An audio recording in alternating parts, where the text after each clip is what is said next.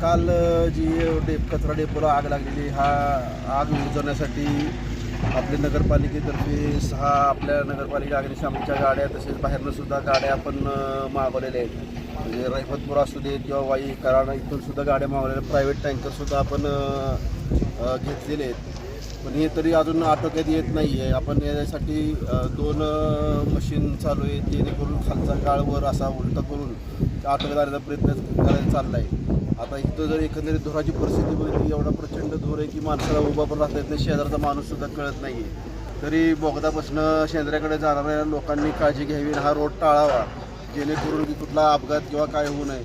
आम्हाला सकाळपासून जी इथं आग लागली येत नाही की सोलार सिस्टीम जी बसवलेली आहे, ते जे आपलं आहे ना, याला एक वाचवण्याचा एक प्रयत्न आमचा झालेला आहे, तो सक्सेस झालेला आहे.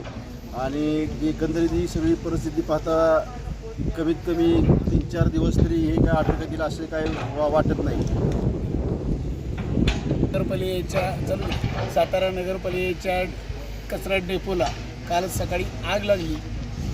समजल्या सातारा नगरपालिकेचे नगराध्यक्ष अमनजी मोहिते, उपाध्यक्ष बनकर साहेब, मी स्वतः आणि आपले नगरपालिकेचे मुख्य अधिकारी, आम्ही सर्व बांधकाम विभागाचे असू देत, पाणी पुरवठा विभागाचे असू देत किंवा अतिक्रमण विभागाचे असू देत, सगळी यंत्रणा पूर्णपणे इथं सज्ज असून फायर फायटरच्या 5 ते 6 गाड्या, पॉकलेन आणि ही सर्व यंत्रणा पाणी पुरवठ्याची वगैरे पूर्णपणे आग विझवण्याचा चांगल्या पद्धतीनं प्रयत्न करत आहोत. या निमित्तानं सगळ्यांना विनंती राहील की तुमचं सर्वांचं सहकार्य असावं.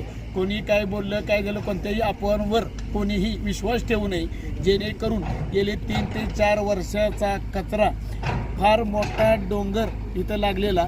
त्याच निमित्ताने आपण ज्या पद्धतीनं आता निवडी झाल्या, काम चालू केलं, 4 वर्षाचा मोठा कचऱ्याचा ढीग असल्यामुळे हा ढीग विझण्याच्या हे नसून चांगल्या पद्धतीनं विझवण्याच्या दृष्टीने आम्ही सर्वजण प्रयत्न करत आहोत. ही लाईन जरा मार म्हणून सगळी परत एकदा.